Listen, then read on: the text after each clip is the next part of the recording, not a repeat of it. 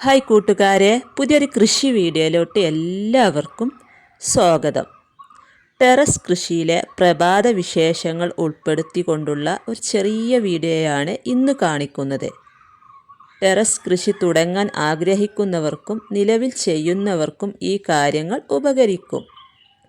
അപ്പോൾ രാവിലെ തന്നെ നമ്മൾ ടെറസിലോട്ട് വന്നാലുള്ളൊരു പ്രധാന ജോലികൾ എന്താണെന്ന് വെച്ചാൽ ചെടികൾക്ക് ആദ്യം തന്നെ നനച്ചു കൊടുക്കുകയാണ് ചെയ്യാറ്. രാവിലെ വെയിൽ വരുന്നതിന് മുമ്പ് തന്നെ ചെടികൾ നനയ്ക്കുന്നതാണ് ഉചിതം. വേരുകൾക്ക് തണുപ്പ് കിട്ടാനും പകൽ സമയത്തെ ചൂടിനെ പ്രതിരോധിക്കാനും ഇത് സഹായിക്കും. ഞാനിവിടെ ടെറസിൽ ഗ്രോ ബാഗിലും ചെടിച്ചട്ടിയിലും ഒക്കെ ആയിട്ടാണ് ഇതൊക്കെ കൃഷി ചെയ്യുന്നത്. കൂടുതലും ഗ്രോ ബാഗിലൊക്കെ ഉണങ്ങിയ കരിയിലകൾ നിറച്ചിട്ടാണ് ഈ പൊട്ടി മിക്സൊക്കെ നിറച്ച് ചെടികൾ നട്ടു കൊടുത്തത്. മണ്ണിൻ്റെ അളവ് വളരെ കുറവാണ് ഇതിലൊക്കെ. ഈ കരിയില തന്നെ പൊടിഞ്ഞ് നല്ലൊരു വളമായി നമ്മുടെ ചെടികൾക്ക് വേണ്ട വളങ്ങളൊക്കെ അതിൽ നിന്ന് കിട്ടുന്നുണ്ട്. അപ്പോൾ ഇത് കണ്ടോ, നമ്മുടെ ചോളം ഒക്കെ ഇതാ കായ്ച്ചു നിൽക്കുന്നുണ്ട് കേട്ടോ. അതൊക്കെ രാവിലെ ഇങ്ങനെ വന്ന് കാണാൻ തന്നെ ഒരു പ്രത്യേക ഭംഗിയാണ്. അതുപോലെ തന്നെ നമ്മുടെ ചെടികളുടെ അടുത്ത് വന്നാൽ കീടങ്ങളുണ്ടോ ഇല്ലയോ എന്നൊക്കെ പ്രത്യേകം ശ്രദ്ധിക്കണം. ഇലകളുടെ അടിഭാഗവും തണ്ടും പരിശോധിക്കുക. വെള്ളീച്ച, മുഞ്ഞ തുടങ്ങിയ കീടങ്ങളെ തുടക്കത്തിലേ കണ്ടുപിടിക്കാൻ രാവിലെ നടത്തുന്ന നിരീക്ഷണം സഹായിക്കും. അതുപോലെ തന്നെ നമ്മുടെ ഗ്രോ ബാഗിലൊക്കെ ഇതുപോലെ കളകളൊക്കെ ഉണ്ടെങ്കിൽ അതൊക്കെ ഒന്ന് പറിച്ച് മാറ്റുക. അപ്പോൾ ഇതൊക്കെയാണ് നമ്മുടെ രാവിലത്തെ കൃഷിയിടത്തിലോട്ട് വന്നാലുള്ള ജോലികൾ. അപ്പോൾ ഇത് കണ്ടോ, നമ്മുടെ ഇഞ്ചി ഗ്രോ ബാഗിൽ നട്ടതാട്ടത്. ഇതൊക്കെ വിളവെടുക്കാനായിട്ടുണ്ട്. അപ്പോൾ അതിൻ്റെ വീഡിയോ ഞാൻ പിന്നെ ചെയ്യാം കേട്ടോ. അപ്പോൾ ഇത് കണ്ട നമ്മുടെ വഴുതനക്കുട്ടന്മാരൊക്കെ ഇതാ കായ്ച്ചു നിൽക്കുന്നുണ്ട് കേട്ടോ. അതുപോലെ ഞാൻ ടെറസിലൊക്കെ വന്ന് കഴിഞ്ഞാൽ ഗ്രോ ബാഗിലെ ചുവട്ടിലെ മണ്ണൊക്കെ ചെറുതായിട്ടൊക്കെ ഒന്ന് ഇളക്കി കൊടുക്കും. എന്തെങ്കിലും ജൈവവളങ്ങളൊക്കെ ചെടികൾക്ക് ഇട്ട് കൊടുക്കും. അതേപോലെ തന്നെ നല്ല ചൂടാണല്ലോ ഈ ഒരു സമയത്ത്. ഉണങ്ങിയ കരിയിലൊക്കെ ഉണ്ടെങ്കിൽ അതൊക്കെ പുതയിട്ട് കൊടുക്കുക. ഇതൊക്കെയാണ് നമ്മുടെ രാവിലത്തെ അടുക്കളത്തോട്ടത്തിലെ വിശേഷങ്ങൾ. ഈ പൂക്കളൊക്കെ വിരിഞ്ഞു നിൽക്കുന്നതൊക്കെ കാണാൻ ഒരു പ്രത്യേക ഭംഗിയാണ്. പിന്നെ നമുക്ക് ചെയ്യുന്നത് അത്യാവശ്യം മൂപ്പെത്തിയ പച്ചക്കറികളൊക്കെ വിളവെടുക്കും. അപ്പോൾ ഇവിടെ പാവൽ, അതുപോലെ തന്നെ പടവലം, ചുരക്ക എന്നിവയാണ് കൃഷി ചെയ്തിട്ടുള്ളത്. ഇത് നമ്മുടെ പച്ചമുളക് ചെടിയാണ് കേട്ടോ.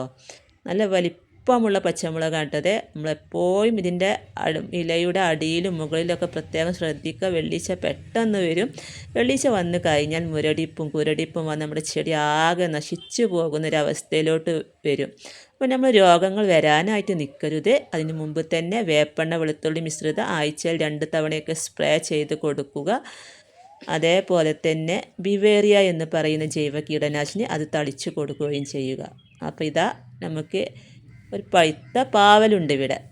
അതിൻ്റെ വിത്തെടുത്ത് നമുക്കൊരു ചട്ടിയിലോട്ട് പാകി കൊടുക്കാം. ഇനി ഇതിവിടെ വെച്ചാൽ നമുക്ക് നാളെ ഇത് കിട്ടിയില്ല, പക്ഷികൾ വന്ന് കൊത്തിക്കൊണ്ടു പോകും. അപ്പോൾ ഇത് നമുക്ക് എടുത്തിട്ട് ഒരു ചട്ടിയിലോട്ട് എങ്ങനെയാണ് ഇത് പാകുന്നത് എന്ന് നോക്കാം. അപ്പോൾ നല്ല പോലെ പഴുത്തിട്ടുണ്ട് കേട്ടത്. അപ്പോൾ അത് കണ്ടോ. വിത്തുകൾ പാകുന്നതിനായിട്ട് ഞാനിവിടെ പൊട്ടി മിക്സൊക്കെ റെഡിയാക്കി വെച്ചിട്ടുണ്ട്. മണ്ണ്, ചാണകപ്പൊടി, ചകിരിച്ചോറ് തുല്യ അളവിലെടുത്ത പൊട്ടി മിക്സാണ് ഞാനിവിടെ എടുത്തിട്ടുള്ളത്. അപ്പോൾ ഇതിൽ നിന്നൊരു 2 or 3 വിത്തുകൾ നമുക്ക് ഈ ചട്ടിയിലോട്ട് നട്ടു കൊടുക്കാം. ഞാനിവിടെ ഗ്രോ ബാഗ് കൃഷിയാണ് കൂടുതലും ചെയ്യുന്നത്. അതിൽ 3/4 ഭാഗത്തോളം ഉണങ്ങിയ കരിയില നിറച്ച് എല്ലുപൊടി, വേപ്പിൻ പിണ്ണാക്ക്, ചാണകപ്പൊടിയൊക്കെയാണ് കൂടുതലും വളമായിട്ട് ഇട്ട് കൊടുക്കാറ്. അതുപോലെ തന്നെ നമ്മുടെ കിച്ചൺ വേസ്റ്റ് കമ്പോസ്റ്റ് ആക്കിയിട്ടും ചെടികൾക്ക് ഇട്ട് കൊടുക്കാറുണ്ട്. അപ്പോൾ ഈ പാവലിൻ്റെ വിത്തൊക്കെ നട്ട് കൊടുത്തു ചെറിയ രീതിയിൽ തന്നെ നമുക്ക് നനച്ച് കൊടുക്കാം. എന്നിട്ട് നമുക്കിതൊരു തണലുള്ളൊരു ഭാഗത്തോട്ട് ഇതിനെ മാറ്റി വെക്കാം. ഒരു 4-5 ദിവസം കൊണ്ടൊക്കെ അത് മുളച്ച് വരുന്നതാണ്. അങ്ങനെ ഞാൻ പാകി കിളിർപ്പിച്ചെടുത്ത തൈയാണ് കേട്ടോ. ഇതൊക്കെ പാവലിൻ്റെ നല്ല കരുത്തോടെ തന്നെ വളർന്നു വരുന്നുണ്ട്. അപ്പോൾ നമുക്ക് അത്യാവശ്യം പാകമായതൊക്കെ വിളവെടുക്കാനായിട്ടുണ്ട്. പച്ചമുളക്, തക്കാളി, പാവൽ, ചീര തുടങ്ങിയവ രാവിലെ തന്നെ വിളവെടുക്കുന്നതാണ് പച്ചക്കറികളുടെ ഉന്മേഷം നിലനിർത്താൻ സഹായിക്കും. കൃഷി തുടങ്ങാൻ ആഗ്രഹിക്കുന്നവർക്കായി ചില ടിപ്സ് ആദ്യമായി ഞാൻ പറയാം. കൃഷി ചെയ്യുന്നവർ ചീരയോ പയറോ പോലുള്ള എളുപ്പത്തിൽ വളരുന്ന വിളകൾ തിരഞ്ഞെടുക്കുക. നല്ല രീതിയിൽ തന്നെ വെയിൽ കിട്ടുന്ന ഭാഗത്ത് വേണം ചെടികളൊക്കെ നട്ട് പിടിപ്പിക്കാനായിട്ട്. എങ്കിൽ മാത്രമേ നമുക്ക് അതിൽ നിന്ന് നല്ല രീതിയിൽ വിളവ് കിട്ടുകയുള്ളൂ. അപ്പോൾ ഇത് കണ്ടോ, നമ്മുടെ പടവലാണിട്ടത്, ബേബി പടവലമാണിത്. അതുപോലെ തന്നെ ഒരു ഭാഗത്ത് പാവക്കയുമുണ്ട്, അതേപോലെ വഴുതന. അപ്പോൾ ഇതിൽ നിന്നൊക്കെ ഞാൻ ഒരുപാട് തവണ വിളവ് എടുത്തതായിരുന്നു. വീണ്ടും വീണ്ടും നമുക്ക് ദിവസവും ഇതിൽ നിന്ന് ഇത്രയും വിളവ് കിട്ടാറുണ്ട്.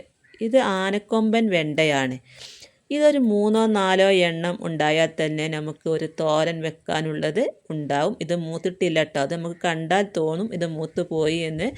പക്ഷെ അതിൻ്റെ തണ്ടിൻ്റെ ഭാഗം ഒന്ന് പൊട്ടിച്ച് കൊടുത്തു കഴിഞ്ഞാൽ നമുക്കറിയാം അത് മൂത്തിട്ടില്ല എന്ന്. അപ്പോൾ ഈ ഒരു ഭാഗത്ത് നിന്ന് 2-3 എണ്ണം കൂടെ എടുക്കാനായിട്ടുണ്ട് ആനക്കൊമ്പൻ വെണ്ട.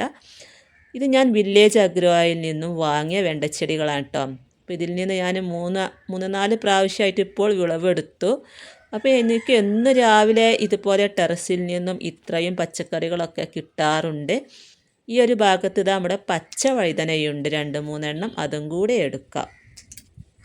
നമ്മുടെ വീട്ടിലേക്ക് അത്യാവശ്യം വേണ്ടതായ പച്ചക്കറികളൊക്കെ ഇതുപോലെ ടെറസ് ഗ്രോ ബാഗുകളിലോ ചെടിച്ചട്ടികളിലോ നട്ട് പിടിപ്പിച്ച് കഴിഞ്ഞാൽ നമുക്ക് അതിൽ നിന്ന് എന്നും വിഷരഹിതമായ പച്ചക്കറികൾ വിളവെടുക്കാനായിട്ട് സാധിക്കും. അതുപോലെ തന്നെ ഒരു വീടായാൽ ഒരു കറിവേപ്പൊക്കെ അത്യാവശ്യമാണ്. അപ്പോൾ നമ്മൾ കറിവേപ്പ് എടുക്കുമ്പോൾ ഇതുപോലെ കമ്പ് പൊട്ടിച്ചെടുക്കുക, ഇല മാത്രമായി എടുക്കരുത്. ഇങ്ങനെ കമ്പ് പൊട്ടിച്ചെടുത്താൽ അതിൻ്റെ ചുറ്റുഭാഗത്ത് നിന്ന് പുതിയ ശിഖരങ്ങളൊക്കെ വന്നു തുടങ്ങും. അപ്പോൾ ഇന്നത്തെ ആവശ്യത്തിനുള്ളത് എടുത്തിട്ടുണ്ട് കേട്ടോ, ഇത്രയും മതി. ബാക്കി നമുക്ക് നാളെയും എടുക്കാം. അപ്പോൾ അത്യാവശ്യം 3 വെണ്ട, അതുപോലെ തന്നെ 2 പാവക്ക, 4 വഴുതന, അതേപോലെ തന്നെ 4 ബേബി പടവലും കുറച്ച് കറിവേപ്പുമാണ് ഇന്നെടുത്തത്. നമ്മുടെ വീട്ടിൽ നമ്മൾ തന്നെ ഉണ്ടാക്കി അതിൽ നിന്നൊക്കെ വിളവെടുക്കുമ്പോൾ കിട്ടുന്ന ഒരു സന്തോഷം വേറെ തന്നെയാണല്ലോ. അപ്പോൾ എല്ലാവരും കൃഷി ചെയ്യുക.